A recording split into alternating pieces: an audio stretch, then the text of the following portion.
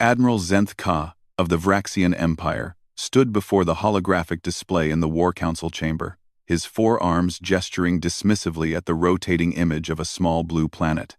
Earth, as the primitive inhabitants called it, hung suspended in the artificial light like a jewel that had lost its shine. "Observe their so-called military formations," he said, his voice carrying the natural authority of someone who had conquered 17 star systems. The hologram shifted to show human soldiers on parade, their formations precise and disciplined. They march in straight lines like ancient warriors from our own forgotten past. No energy shields, no plasma weaponry, no neural enhancement technology. The assembled War Council, representatives from 12 different species that formed the backbone of the Galactic Coalition, chittered and buzzed their agreement.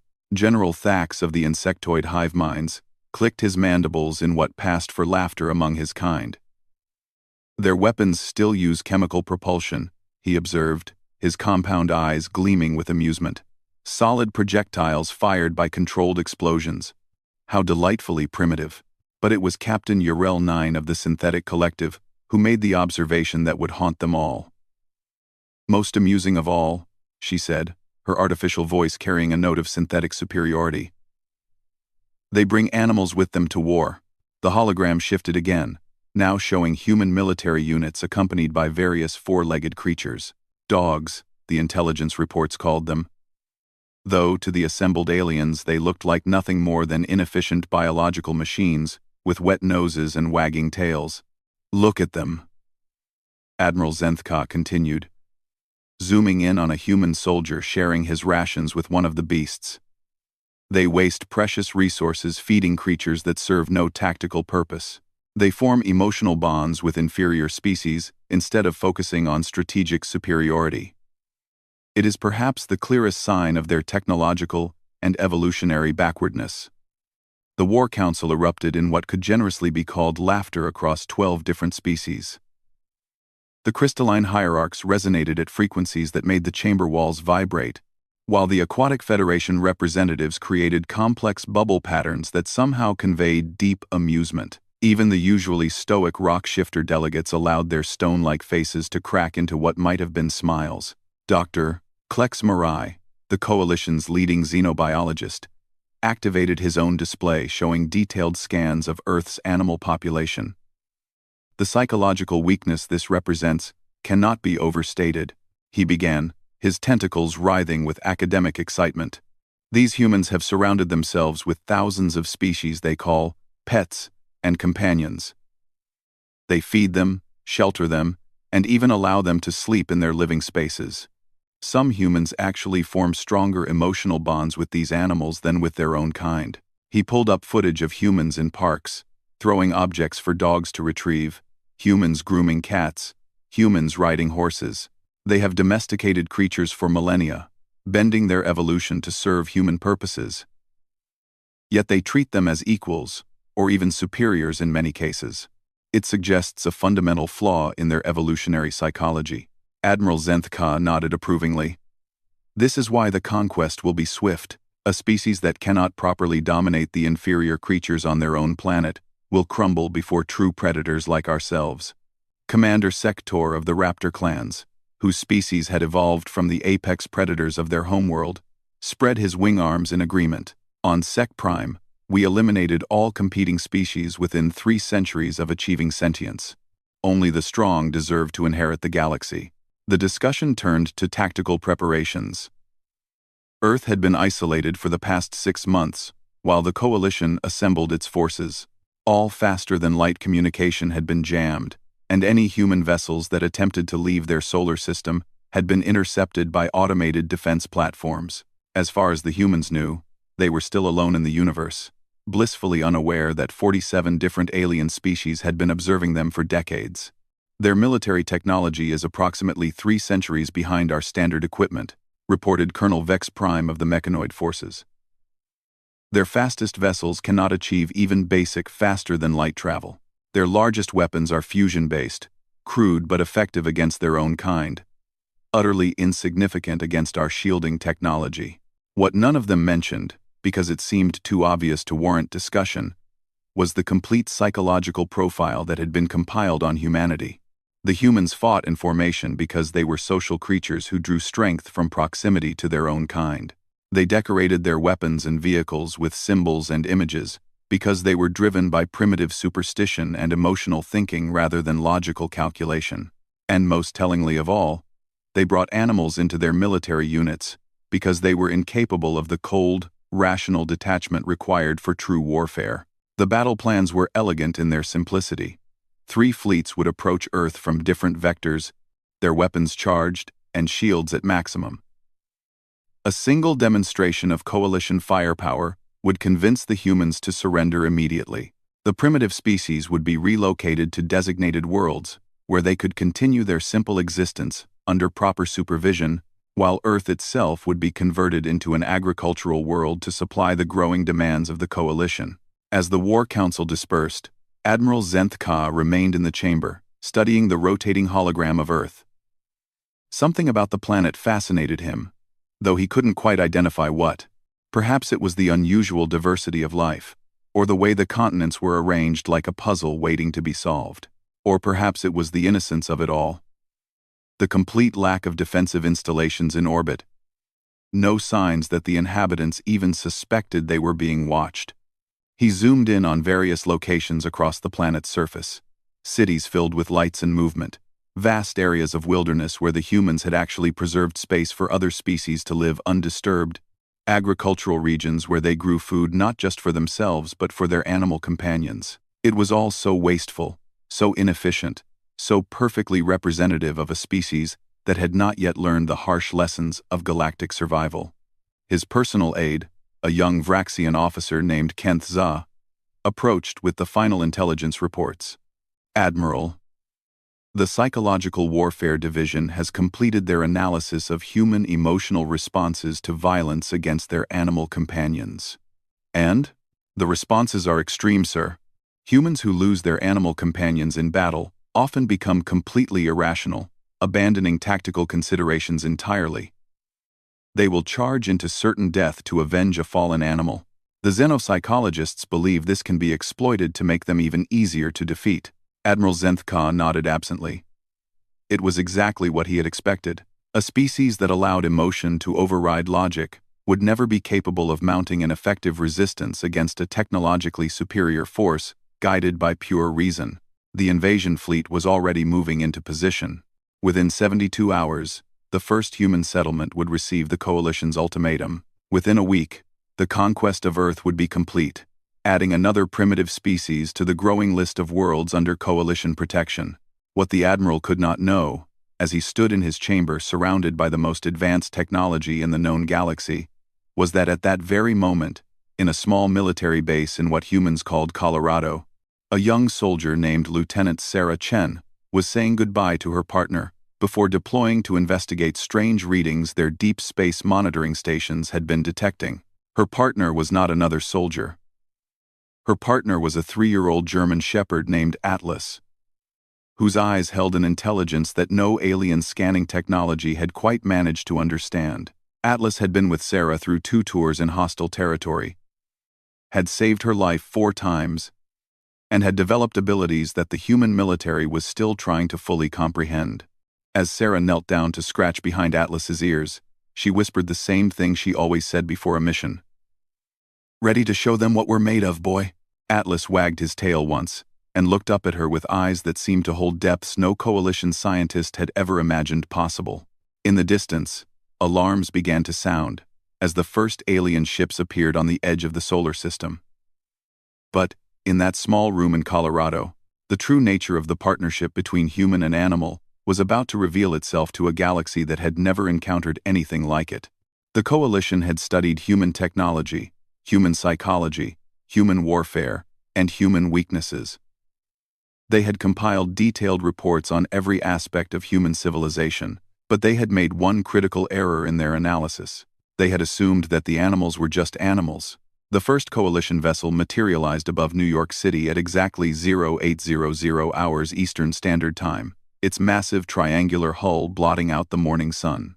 Citizens stopped on sidewalks and pointed upward, some taking pictures with their primitive handheld devices, others simply staring in wonder at humanity's first confirmed contact with alien intelligence. Admiral Zenthka had chosen the most populated city on Earth for maximum psychological impact. The ship hung motionless for precisely 15 minutes, long enough for news of its presence to spread across the planet, then began broadcasting on all human communication frequencies.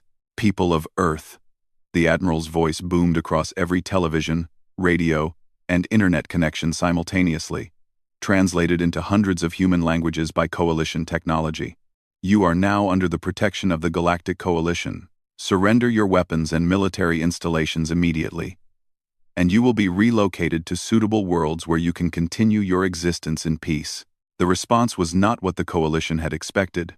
Within minutes of the broadcast, military bases across the planet had gone to full alert. But rather than the panicked chaos the aliens had anticipated, the humans displayed a coordination that surprised their observers.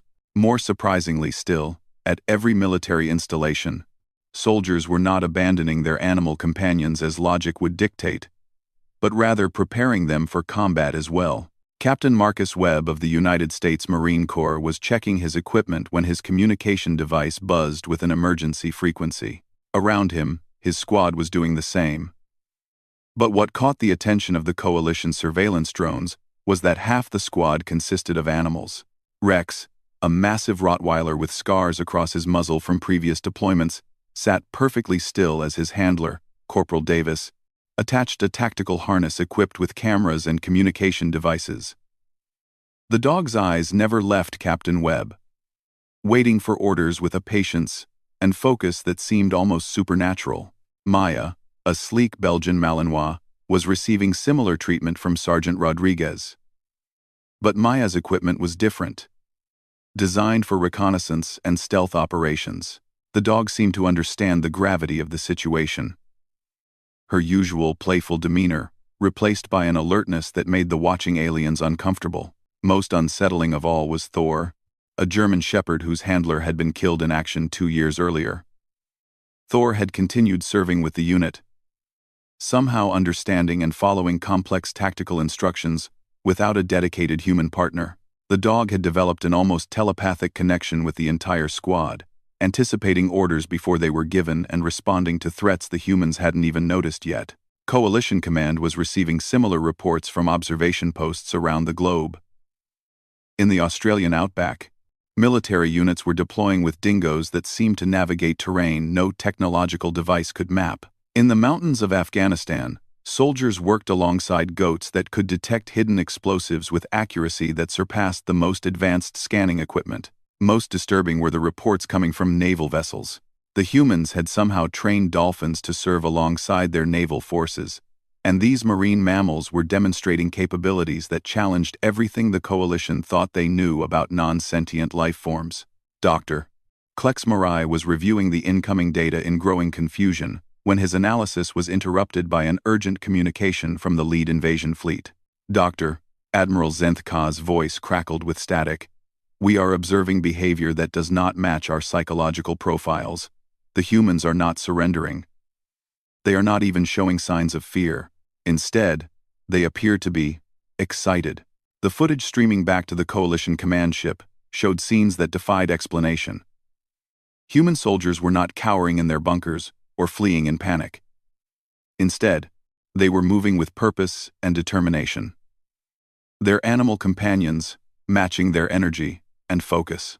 Some humans were actually smiling as they prepared for what should have been a hopeless battle against impossibly superior technology. In a small town in Montana, rancher Bill Harrison was loading ammunition into his truck when his border collie, Scout, began barking in a pattern that Harrison recognized immediately. The dog had detected movement in the hills surrounding the town, movement that no human eyes could see and no human technology had identified. Harrison grabbed his radio. "This is Falcon Base. We have incoming from the North Ridge, approximately 2 clicks out." The response came immediately from the local National Guard unit. "Confirmed. Falcon Base. Rex team is moving to intercept." Rex team consisted of 6 soldiers and 3 dogs, but what the Coalition observers didn't understand was that this was not 9 separate individuals working together. This was a single, unified organism that combined human intelligence and strategy with canine senses and instincts. When Rex team moved, they moved as one entity with 12 eyes, 9 noses, and a collective awareness that no alien species had ever encountered. The Coalition's first ground assault began at dawn the next day. 300 Vraxian shock troops, supported by hover tanks and plasma artillery, descended upon what their reconnaissance identified as a lightly defended human outpost in the Nevada desert.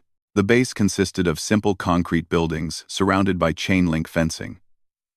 Intelligence reports indicated a garrison of perhaps 50 humans with outdated kinetic weapons. The attack was intended as a demonstration of Coalition superiority, filmed for broadcast to the rest of the human population as evidence of the futility of resistance. The Vraxian troops advanced in perfect formation, their energy shields shimmering in the desert heat. Their sensors detected human heat signatures inside the buildings, exactly where they expected them to be. The attack plan was simple: overwhelm the defenders with superior firepower, capture survivors for interrogation, then move on to the next target. What they had not detected were the animals. The first indication that something was wrong came when the lead hover tank simply stopped moving. Its crew reported that all navigation systems had failed simultaneously, leaving them blind and disoriented. Before they could call for support, the tank disappeared into what appeared to be solid ground. The humans had somehow trained prairie dogs to create an elaborate tunnel system beneath the desert floor. The small rodents had worked for months, guided by human engineering, to create a network of caverns precisely calibrated to trap hover tanks.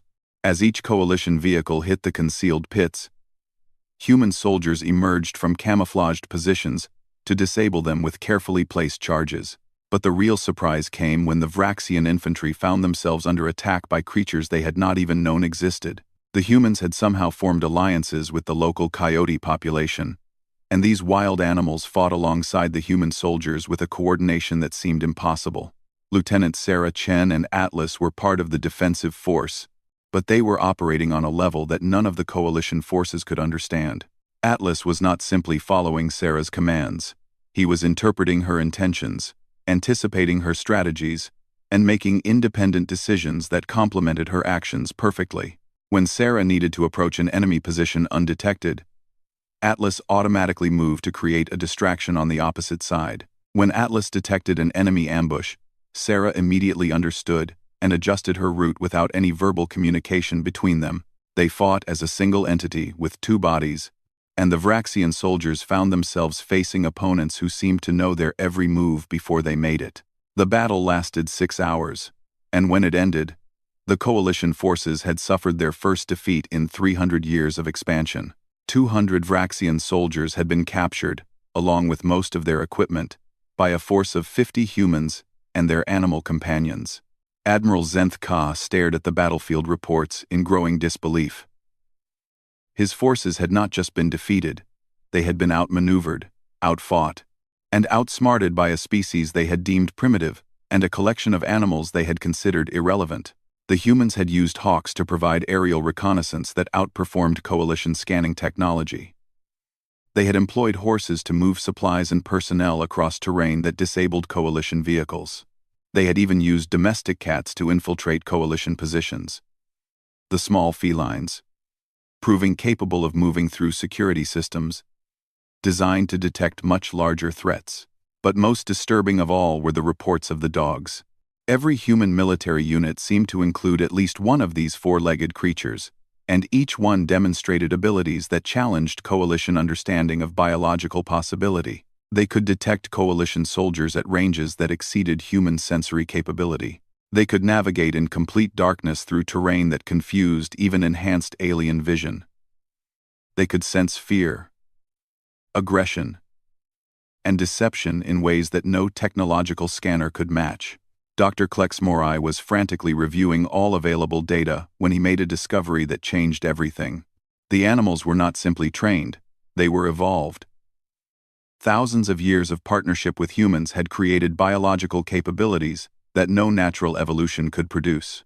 The dogs, in particular, had developed neural pathways that allowed them to interface directly with human thought processes.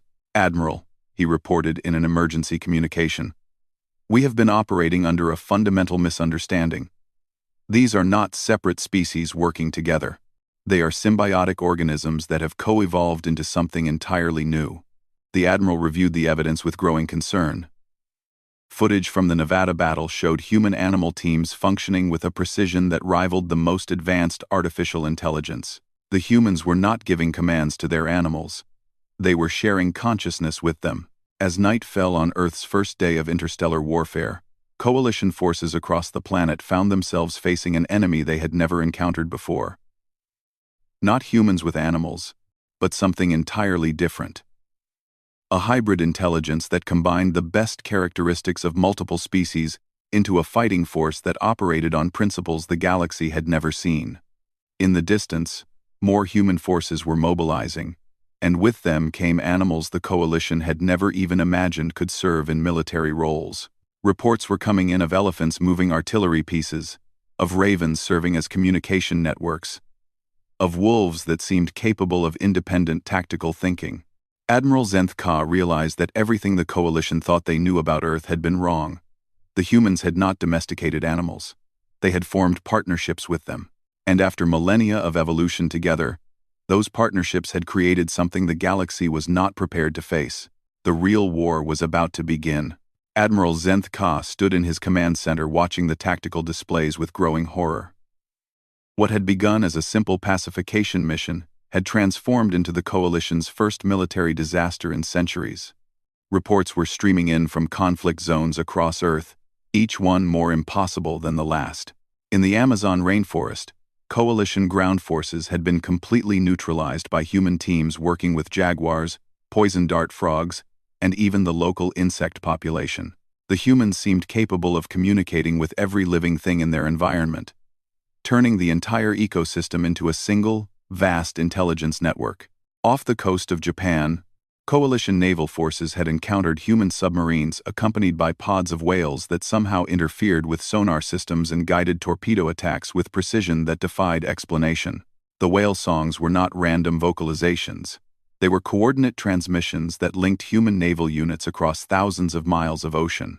But the most disturbing reports came from the Arctic, where coalition forces had attempted to establish a command base on what appeared to be empty ice. The humans had emerged from positions that should not have been survivable, accompanied by polar bears that moved with tactical awareness and seals that had somehow been trained to disable coalition underwater equipment.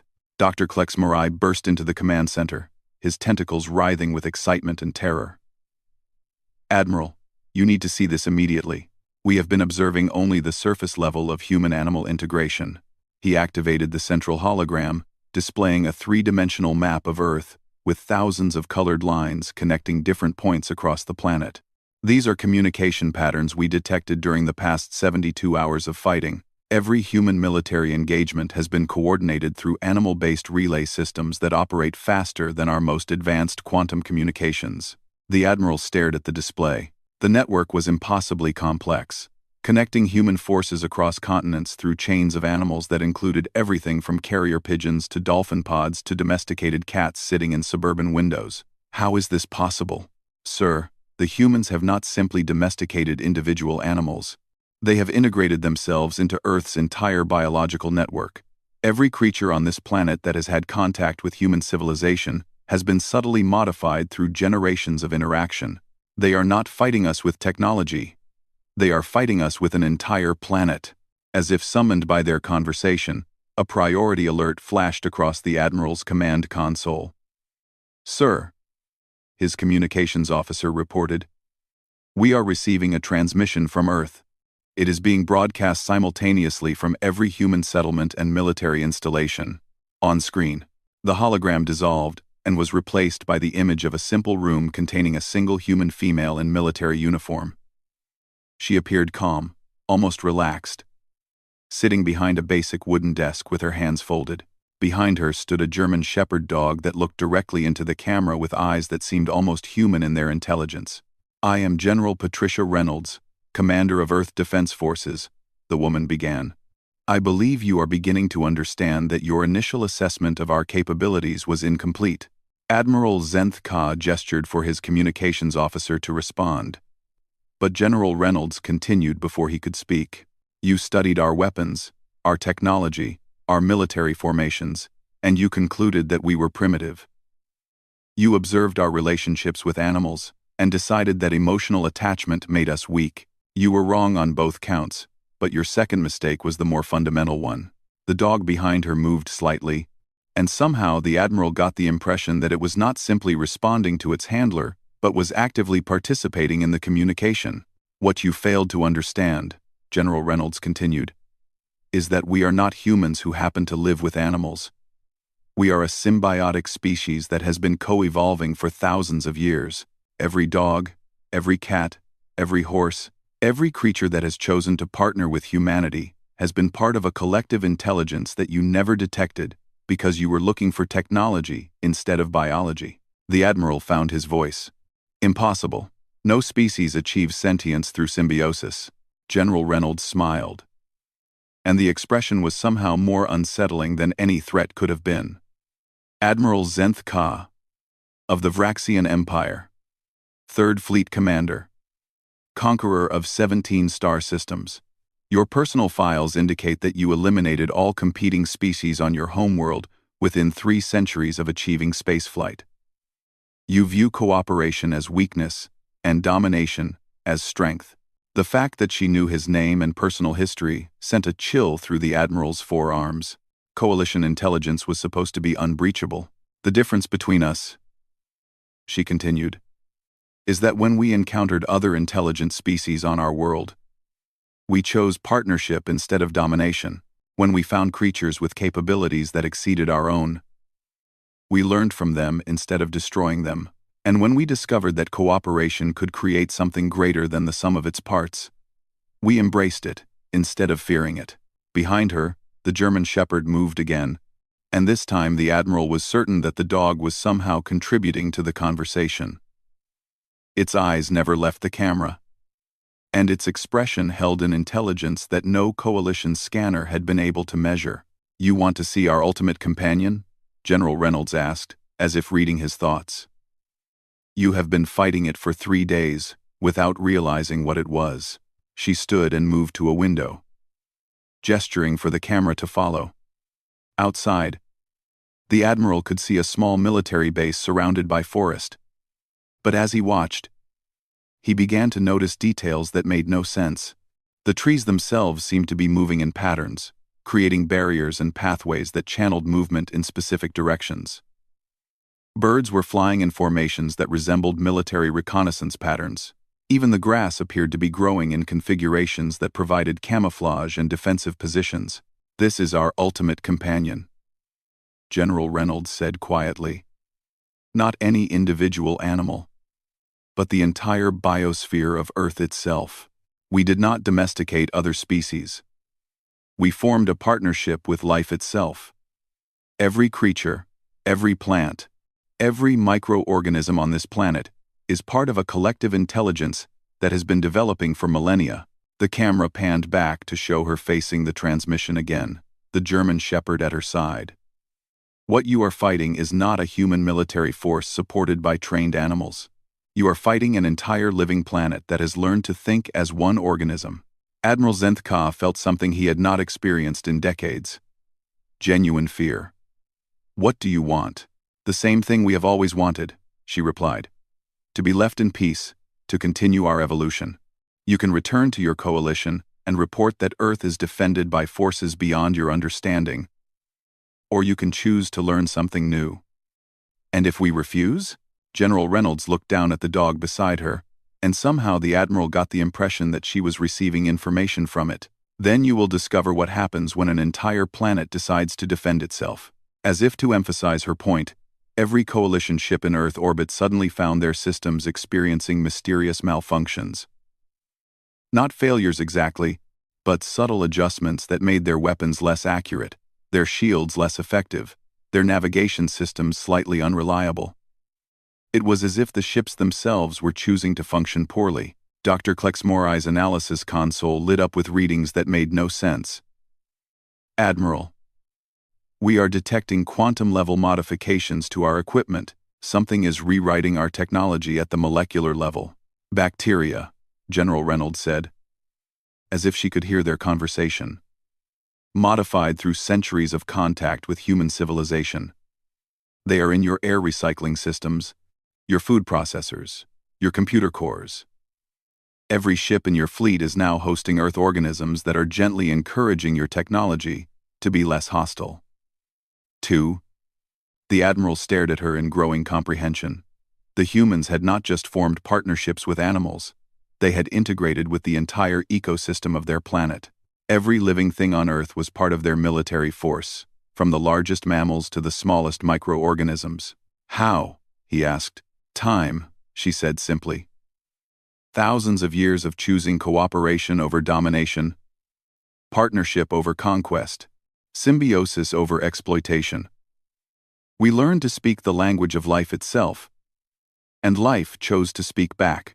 The German Shepherd moved forward slightly, and when it looked directly into the camera, Admiral Zenthka saw something that would haunt him for the rest of his existence. The dog's eyes held not just intelligence, but wisdom. Ancient wisdom that came from a species that had learned to see through the eyes of every other species on their world. We offer the galaxy something new, General Reynolds concluded. Not conquest, not domination, not the replacement of one ruling species with another. We offer partnership. True cooperation between different forms of life that creates something greater than any individual species could achieve alone. She paused, and the Admiral realized she was waiting for his response. We will consider your proposal, he said finally. Take all the time you need, she replied. But remember that time is something our planet has in abundance. We have been preparing for this conversation for thousands of years. We can wait. The transmission ended, leaving Admiral Zenthka alone with his command staff, and the growing realization that everything the Coalition thought it knew about the nature of intelligence, civilization, and power was about to change. On Earth, in that simple military office, General Reynolds scratched behind the ears of the German Shepherd beside her. Think they understood, Atlas? She asked. Atlas wagged his tail once and looked toward the window, where the forest was already returning to its normal patterns. Through their bond, he shared with her the collective wisdom of every creature on Earth. Sometimes, the greatest victory was teaching others that victory was not the point. Across the galaxy, other species would eventually learn what the Coalition had discovered that day. Humanity's true strength was not in their technology, or their weapons, or their individual capabilities. Their strength lay in their ability to recognize that they were not alone, had never been alone, and that the future belonged not to any single species, but to the collective intelligence that emerged when different forms of life chose to trust each other completely. The age of conquest was ending. The age of partnership had begun.